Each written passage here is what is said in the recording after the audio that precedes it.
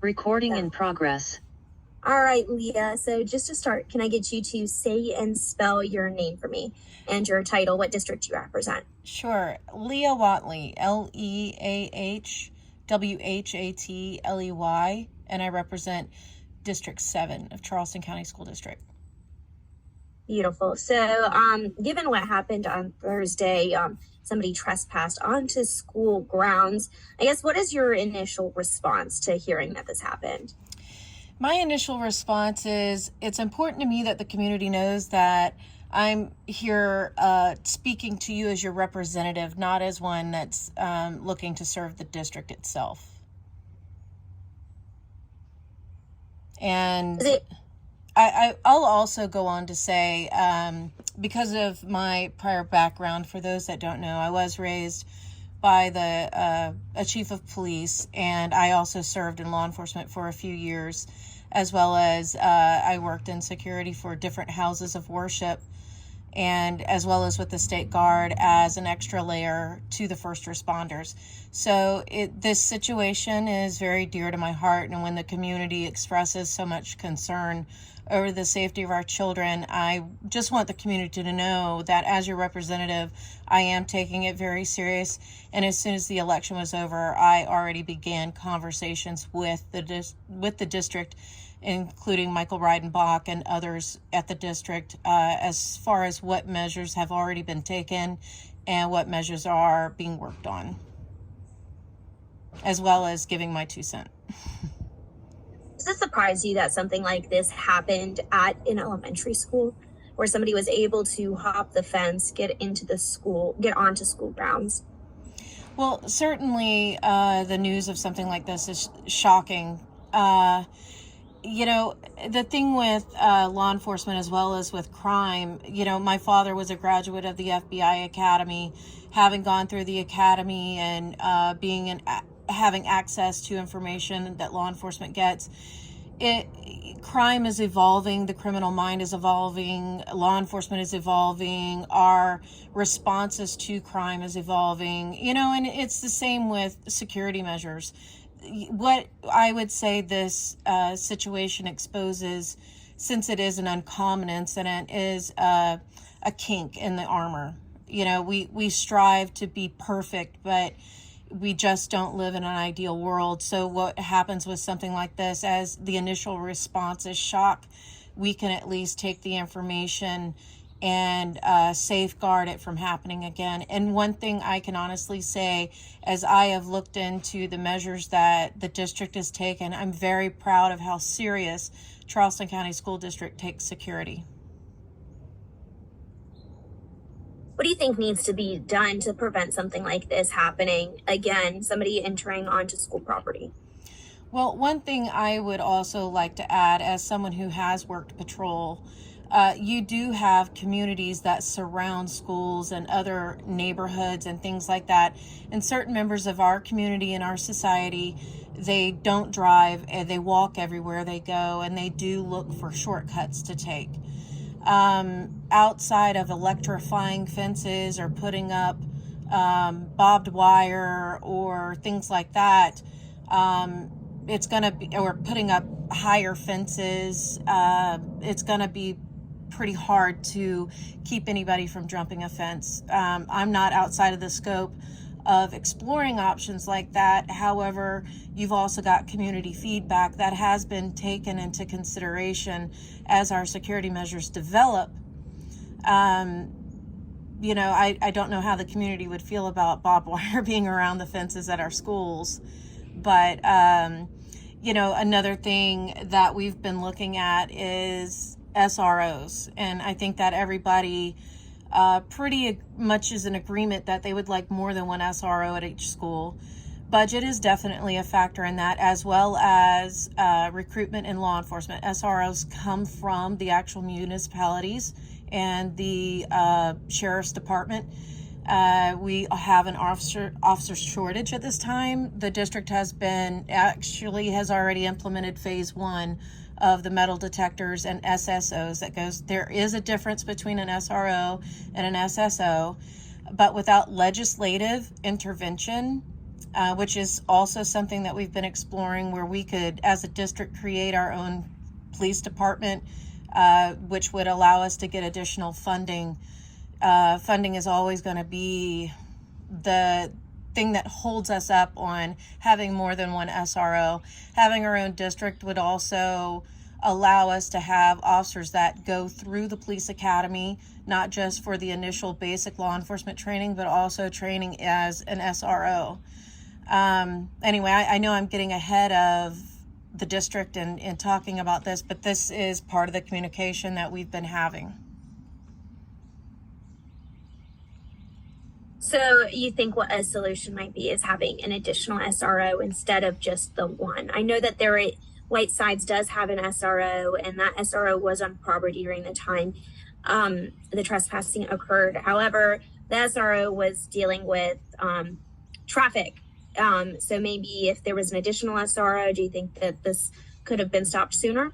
That's exactly what I'm thinking. So in law enforcement, you look at how many, when you're developing your budget for the government, you look at how many people you have as your populace. And then for X number of people, you need X number of police officers in order to have the proper layer of security. So yes, I'm looking at it in terms of having more SROs, because we are finite beings, so we can only be at one place at one time. But if we had more, then you could have, and also in security, you look in terms of perimeter, securing your perimeter. So if you have an SRO that's working traffic, then you need an SRO that's patrolling the perimeter, the outer perimeter. And then you would want to look at your inner perimeter and things like that. That's the way security people think. Layering. So layering that security, that would be, would that be your ultimate goal, your next step in trying to make sure that the schools remain safe? That would definitely be an ideal goal in my mind, considering funding. So let's go back to earlier conversation where where I mentioned metal detectors and SSOs. SSOs are not trained law enforcement. However, they are security guards. However, the district, in implementing phase 1 of what the previous board passed with metal detectors and SSOs, they are looking at a private company that employs security officers. I wasn't particularly thrilled at that idea because, typically security officers are not law enforcement officers, which means they have not gone to the police academy for rigorous training. They haven't gone through a rigorous screening program of psychological testing and lie detectors and other things like that. So when you're dealing with a private security company, what is that company's standard when it comes to hiring its employees? But through conversation with the Michael Reidenbach and others at the district, I took a little bit more comfort in knowing that the SSOs that the district will be hiring will be former retired law enforcement as well as military. So they will have gone through a rigorous vetting process.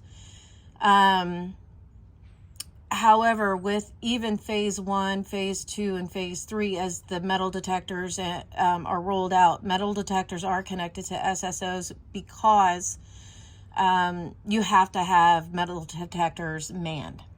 Again, that's going to limit the mobility of that layer. So they cannot abandon their post, and their post being the metal detectors and screening the people as they come in for weapons. It will create a tax increase because we go back to funding.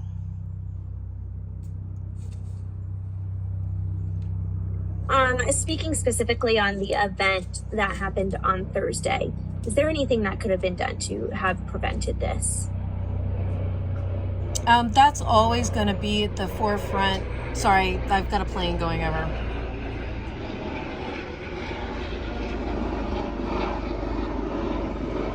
That's always, prevention is always going to be the first objective. And if you're wise in implementing any type of, and I do believe that the district is on top of things. One thing about the evolution, and going back to earlier, what I was stating, the evolution of the criminal mind, the evolution of law enforcement, incidents like this, what they do is they highlight or expose a kink. So could it have been prevented? Well, are we looking at our fences? Things are going to happen that you didn't have foresight on. But the focus has been on the patterns that have been in other issues, school shootings. I guess that's what's on everybody's mind. Most of the time, yes, they do enter through an unsecured door, a door that's been propped open, not necessarily jumping a fence to do so. And that's why we have policies in place and other forms of security layering, for example, in place to prevent a predator from being able to enter through an unsecured door. What this has done is exposed a weakness in the system. So I campaigned on enforcing good policy. A good policy does no good if it's not being enforced. And that would go back to, and I'm sure Mount Pleasant Police Department is already on top of what happened with the incident. So that's going to fall back on the procedures, policy and procedures of that SSR, all over myself. That's going to go back to the policy of that SRO and that SRO following policy. Thank you so much. Is there anything else you would like to add? I